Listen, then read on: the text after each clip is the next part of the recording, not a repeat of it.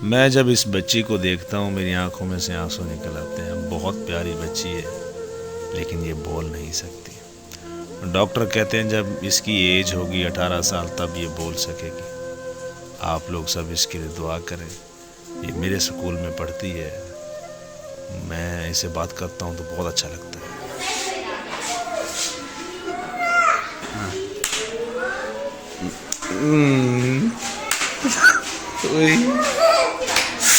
ओह, जोर से मार रही हैं, जोर से मार रही है मुझे। दोबारा खेलो, दोबारा खेलो। इधर हाँ,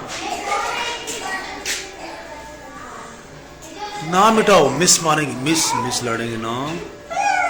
गिनती सुनाओ, 1, सुनाओ ना, ये देखें, गिनती सुनाओ। ओके, 4 5 6 हाँ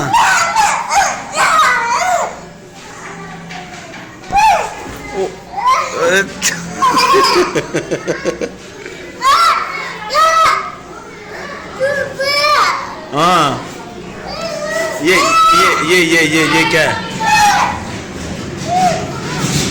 ओके,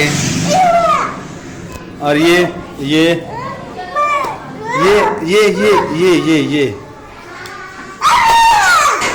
ओके, गुस्सा कर रही है।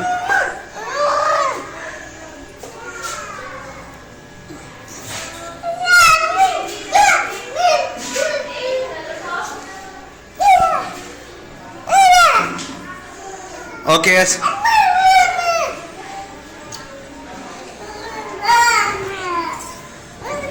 इधर।